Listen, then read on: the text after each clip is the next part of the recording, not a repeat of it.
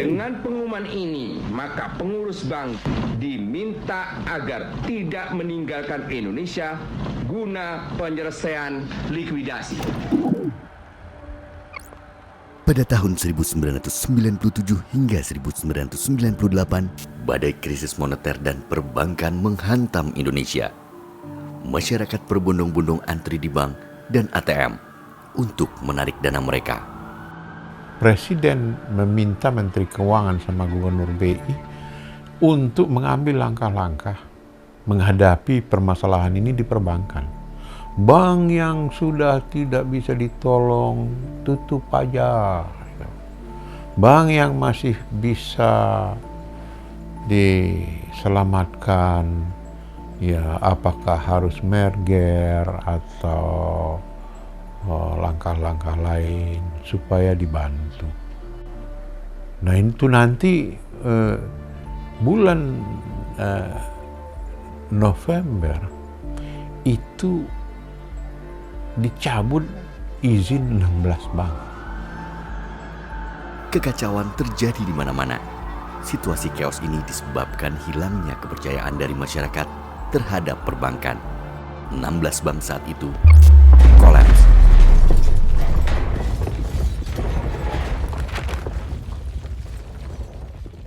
Wah ini bagaimana? Uang saya hilang. Bayangkan kalau orang waktu itu uangnya ratusan juta aja udah besar sekali.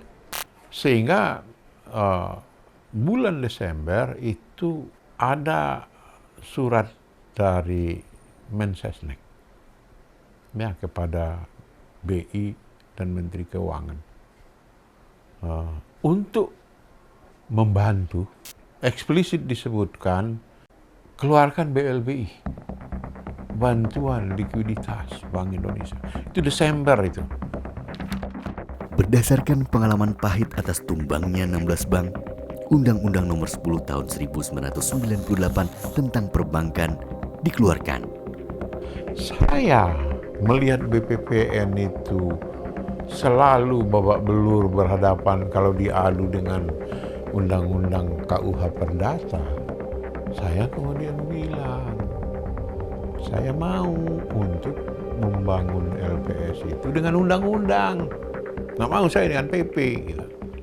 Pada 22 September 2004, Undang-Undang Republik Indonesia Nomor 24 tentang Lembaga Penjamin Simpanan disahkan. Berdasarkan undang-undang ini, LPS merupakan lembaga independen yang berfungsi menjamin simpanan nasabah penyimpan. Lembaga ini pun turut aktif dalam memelihara stabilitas sistem perbankan sesuai dengan kewenangannya. Setahun kemudian, tepatnya pada 22 September 2005, LPS resmi beroperasi. Negara-negara lain juga masih mengalami krisis ya. Di Australia, perbankan juga, kemudian di Singapura, Malaysia, Hong Kong. Tapi terus terang waktu kita mendirikan LPS kita banyak mengadap model dari inilah Kanada gitu ya. Karena memang itu model yang cukup bagus lah itu diambil gitu ya mengenai lembaga penjamin simpanan. Jadi waktu itu memang pemerintah tuh sudah menyiapkan ya kan undang-undang LPS. Saya ingat waktu saya di perasuransian di Kementerian Keuangan, tugas saya memang selain katakanlah melakukan pengawasan, juga tugas lainnya adalah diminta menyiapkan undang-undang LPS. Major financial institutions have teetered on the edge of collapse, and some have failed. Krisis keuangan yang berawal di Amerika Serikat pada tahun 2007, dampaknya mulai dirasakan ke seluruh dunia, termasuk negara-negara berkembang pada tahun 2008. Di Indonesia, imbas krisis keuangan tersebut mulai terasa terutama menjelang akhir 2008. Dampak krisis keuangan global yang paling terasa adalah ketatnya likuiditas di pasar uang antar bank. Penurunan harga saham yang tajam, potensi meningkatnya kredit bermasalah, serta derasnya aliran modal keluar yang menekan nilai tukar rupiah. LPS pun memasuki babak baru dalam pelaksanaan fungsinya, yaitu untuk menyehatkan kembali PT Bank Senturi Tbk. Upaya yang ditempuh nyatanya berbuah manis. Bank Senturi keluar dari status dalam pengawasan khusus oleh Bank Indonesia pada 11 Agustus 2009. Kinerja keuangan PT Bank Senturi pun terus diperbaiki hingga memenuhi ketentuan tentang kesehatan bank. Pada akhirnya, sejak 3 Oktober 2009, Bank Senturi secara resmi berganti nama menjadi PT Bank Mutiara Tbk. Pada tahun 2014, bulan November 20, kita lakukan RUPS LB, penjualan pengalihan saham dari LPS kepada pemenang, yaitu G-Trust dari Jepang. Ya. Perusahaan yang juga bergerak di bidang keuangan, yang mempunyai aktivitas investasi keuangan di luar Jepang, yang telah juga dinyatakan oleh OJK lulus dalam fit and proper test. Harga yang disepakati 4,4 triliun, ekuivalen dengan recovery rate 55%, ekuivalen dengan price to book ratio yang 3,2 kali. Ya. Jumlah ini 3,2 kali jauh di atas rata-rata price to book value dari jual beli perbankan di Indonesia yang 2 kali. Ya. Perlu kami sampaikan bahwa indemnity tidak diberikan oleh LPS. Kita menjual bank apa adanya tanpa mengakseptasi risiko-risiko yang muncul di kemudian hari. Dalam perjalanannya, DPR dan pemerintah mengesahkan Undang-Undang Pencegahan dan Penanganan Krisis Sistem Keuangan atau PPKSK. Undang-undang ini memberikan mandat baru bagi LPS, terutama dalam penanganan krisis keuangan.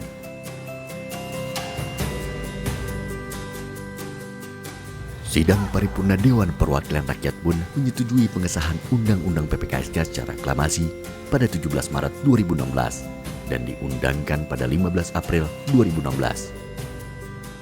Undang-Undang PPKSK juga memberikan kesempatan kepada LPS untuk masuk lebih awal ke dalam bank sistemik yang mengalami permasalahan solvabilitas. Langkah ini tentunya untuk menentukan resolusi penyihatan yang tepat. Dengan sekarang disahkannya Undang-Undang PPKSK, peranan dan tantangan LPS menjadi semakin besar. Kalau pada saat yang lalu adalah betul-betul menjaga dan memberikan jaminan bagi simpanan masyarakat di perbankan, peranan LPS sekarang meningkat menjadi pelaksana program restrukturisasi perbankan. LPS juga memperoleh metode baru dalam penanganan bank sistemik seperti halnya pengalihan sebagian atau seluruh aset dan kewajiban kepada bank lain atau disebut juga purchase and assumption. Kemudian, LPS dapat melakukan metode penggunaan bank perantara untuk menerima pengalihan sebagian atau seluruh aset dan kewajiban dari bank sistemik tersebut, serta penyertaan modal sementara yang telah diatur dalam Undang-Undang LPS. Undang-Undang PPKSK juga memberikan mandat kepada LPS untuk melaksanakan program restrukturisasi perbankan atau PRP dalam kondisi tertentu, seperti krisis sistem keuangan dan permasalahan sektor perbankan yang membahayakan perekonomian nasional. Di dalam proses yang paling terakhir khususnya, itu perlu ada penguatan. Disinilah peran LPS, tugas dan wewenang LPS tidak lagi hanya sekedar menjamin simpanan masyarakat, tetapi juga memperkuat proses penanganan bank. Dan di dalam Undang-Undang PPKSK ini, tugas dan kewenangan LPS itu menjadi lebih luas. Dari sebelumnya hanya Paybox Plus menjadi juga sebagai otoritas di bidang resolusi bank. Perkembangan sektor perbankan yang dinamis seiring dengan adanya kebutuhan internal membuat LPS melaksanakan program transformasi dengan latar belakang Undang-Undang PPKSK. Program ini diawali dengan perubahan visi dan misi LPS. Visi LPS adalah menjadi lembaga yang terdepan, terpercaya, dan diakui di tingkat nasional dan internasional dalam menjamin simpanan nasabah dan melaksanakan resolusi bank untuk mendorong dan memelihara stabilitas sistem keuangan. Sedangkan misi LPS adalah berkomitmen untuk menyelenggarakan penjamin simpanan yang efektif dalam rangka melindungi nasabah, melaksanakan resolusi bank yang efektif dan efisien, melaksanakan penanganan krisis melalui restrukturisasi bank yang efektif dan efisien, dan berperan aktif dalam mendorong dan memelihara stabilitas sistem keuangan nasional. Berdasarkan data per Agustus 2021, jumlah rekening simpanan yang dijamin LPS telah mencapai di atas target, yaitu 99,92% atau lebih dari 360 juta rekening. Angka ini melebihi target yang ditetapkan Undang-Undang LPS sebesar 90%. Jadi sekarang saya tidak takut lagi buat nabung di bank yang lain dikarenakan ada penjamin yang namanya LPS. Saya merasa senang. Ternyata benar-benar LPS menjaminnya 100%. Alhamdulillah itu udah ada info dari bank, di bank itu sudah ditangani oleh LPS. Saya senang lah. Terima kasih kepada LPS. LPS yang menjamin uang kita. Terima kasih LPS. LPS bersama anggota KSSK yakni Kementerian Keuangan, Bank Indonesia, dan OJK melakukan koordinasi dan komunikasi secara intensif demi terciptanya sinergi kebijakan untuk menjaga stabilitas keuangan dalam rangka mendorong pemulihan ekonomi nasional. Di usia 16 tahun ini, LPS berkomitmen untuk terus berinovasi dan memperbaiki diri karena kami sadar amanah yang diberikan dan tantangan yang kami hadapi semakin berat. Kami berkomitmen untuk menjaga kepercayaan nasabah perbankan melalui program penjaminan simpanan dan resolusi bank. Pada kesempatan ini, izinkan saya mengucapkan terima kasih kepada seluruh masyarakat Indonesia atas dukungannya kepada LPS.